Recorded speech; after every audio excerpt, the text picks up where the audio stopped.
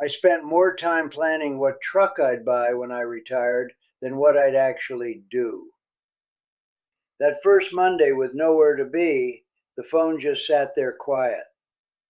I've been retired 4 years now, and I was wrong about almost everything. I thought it was just a money thing. It's not. It's about what you do with all those hours, who's still around to talk to, and how you share a house with someone who now sees you all day. It's the stuff nobody says out loud at the retirement party you probably won't have. Hey everybody, welcome back. My name's Gary. So, my retirement. It wasn't a big party, no countdown clock. It was my knees mostly. Couldn't be on ladders like I used to.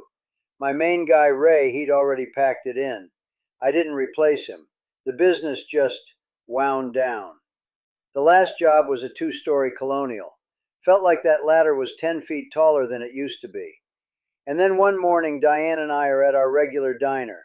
Been going there 20 years. Over eggs, she looks at me and says, "I think we should just be done." That was it. Deciding over eggs. I went home and just sat in the living room for a while, staring at the wall. Diane had to point out, "You know you're retired now, right?" I didn't. Not really. So, here's 5 things I wish I'd known before all that. Just stuff from my side of the fence. First one, you don't retire from something. You retire to something. And if that something is nothing, you're in trouble. The first week was great. No alarm. By the third week, I was watching cable news shows I didn't even like, just to have something on. I bought a pressure washer because it was on sale. $200 lesson. You start going to the grocery store at 2 in the afternoon just to be around people. It's quiet. I called my old paint supplier once, just to hear a familiar voice. Asked about prices on exterior semi-gloss. Didn't need a drop. Felt a little foolish after. Second, your friends aren't just from work. They are work. And when you leave, a lot of them just fade away. The guys from the crew, the regulars down at the hardware store. There was a Tuesday breakfast club with some other contractors. Never got an invite after I closed up. You don't have that daily glue anymore. The thing that stung? I realized I knew more about my main guy Ray's grandkids than I did about my own granddaughter Kaylee's grade in school, which I still don't know, honestly. I should ask. Third thing, you will buy stupid stuff just to feel useful, and it will clutter your garage. I bought a boat, owned it for 2 summers, used it maybe 4 times. The maintenance was a part-time job I didn't want. Sold it to a guy who looked absolutely thrilled. I was just thrilled to see it go. Then there was the professional grade lawn aerator, the toolbox for a car I don't even work on myself. You get this itch to have a project, to solve a problem, even if you have to buy the problem first. Number 4, your time and your money switch places, and it's stranger than you think. When you're working, time is tight, money's a little looser. You buy the convenience. Flip that. Now I've got all day. I once drove across town to save 30 cents on a gallon of gas. Spent $2 getting there. Debated for a week on a $20 purchase. Diane finally said, "Just buy the Heinz ketchup, Gary." The luxury now is a slow coffee, sitting with it, not gulping it. But you also learn the value of a dollar in a whole new way. You have the time to think about it. Last one. You and your spouse are together in a whole new way. And it's not all sunsets. You're figuring out a new rhythm for the house. Diane, she's a morning walker. Has been for years. Healthier than me. I keep meaning to join her. Haven't yet. And you learn what quiet means to each other. Her quiet is peaceful. My quiet was waiting for the phone to ring. Took a while to get on the same page. She rearranged the kitchen cabinets once. Took me 3 days to notice. Didn't say anything for 3 more. Felt like a big deal. It wasn't, but in the moment it was. Now look, none of this is to scare anybody. There's good parts. The unhurried coffee. Being able to go to your grandson's baseball game on a Tuesday afternoon. No alarm clock. That's real. But nobody talks about the other stuff. the adjustment, the quiet, the figuring it out as you go. I didn't have a map.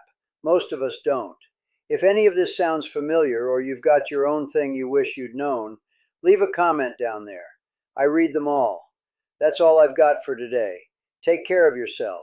Ever spend more time planning what truck you'd buy when you retired than what you'd actually do? I did. Hey everybody, welcome back. My name's Gary. I thought retirement was just a math problem. Get the money figured out and the rest would sort itself out. I was wrong about almost everything else. The big moment for us wasn't a party. It was at our regular diner over scrambled eggs. Diane looked at me and said, "I think we should just be done." And that was it. We decided over eggs. Now, how we got to that diner, that wasn't some big plan either.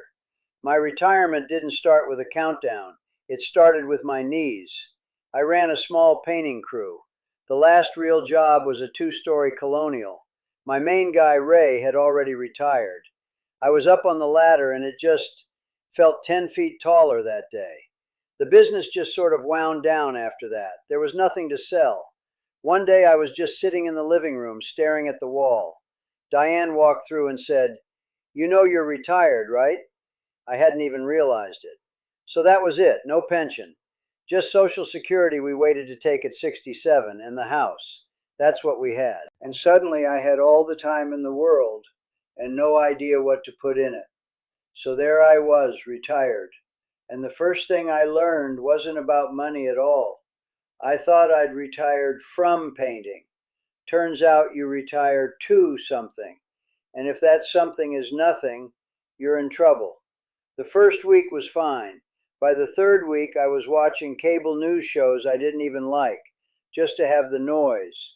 I bought a pressure washer on sale just to have a project. $200 lesson. Ever been to the grocery store on a Tuesday at 2 p.m.? It's quiet, in a weird way. I called my old paint supplier once, just to talk. Asked about prices on exterior semi-gloss I didn't need. Just wanted to hear a familiar voice. And that's the other thing. Your friends aren't just from work. They are work. When you leave, a lot of them just fade. The guys from the crew, the regulars at the hardware store. There was a Tuesday breakfast club with some other contractors. They never called. I realized I knew more about my main guy Ray's grandkids than I did about my own granddaughter's grade in school, which, that stung. You don't think about that. You think about the money. And when you're trying to fill that time, you buy stupid stuff, just to feel useful. I bought a boat once, owned it for 2 summers, used it maybe 4 times. The guy who bought it from me looked thrilled. I was just thrilled to see it go.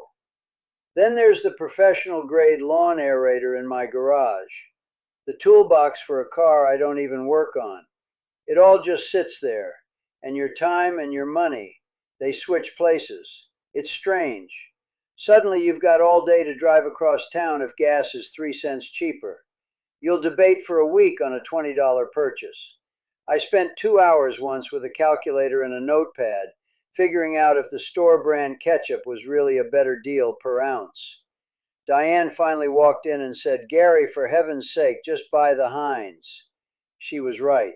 The luxury is the slow coffee, not the bargain. But all that stuff and all that time, it all happens in a house that now has 2 people in it all day long. That's the last thing. You and your spouse are together in a whole new way. And it's not all sunsets. You have to figure out a whole new rhythm. Diane walks every morning, has for years. I keep meaning to join her. I haven't yet. And she's okay with that, I think. But you learn what quiet means to each other. Her quiet is different than my quiet. She rearranged the kitchen cabinets about a year in, moved the coffee mugs. I didn't say anything about it for 3 days, just drank my coffee from the new spot. And in my head, it felt like a big deal, a really big deal, which is silly when you say it out loud. They're just cabinets. But it wasn't about the cabinets. It was about the whole shape of the day changing, and her changing a part of it without asking, and me not knowing if I should mention it. That's the stuff they don't tell you. It's not the big fights, it's the 3 days of silence over a coffee mug. And then you realize she's navigating the same quiet house I am. She's figuring out her days too. We're just doing it side by side after 40-some years of doing it on mostly separate tracks. The big thing I wish I'd known is that the person across the table at that diner, when you decide over eggs, you're both retiring, but you're not retiring into the same life. You have to build a new one together out of all this empty time. And sometimes that starts with not saying anything about the coffee mugs for 3 days. And then on the 4th day, you just make her a cup and put it in the new spot. Now, I'm not saying any of this to paint a dark picture. That's not the point. The point is, nobody says this stuff out loud at the retirement party, if you even have one. We didn't. But here's the other side of it. The good parts they also don't tell you about. The unhurried coffee, actually tasting it, being able to go to your grandkids' baseball game on a Tuesday afternoon, the beautiful death of the alarm clock. I haven't heard one in 4 years. That alone might be worth it. It's not all golden years, but it's not all hard times either.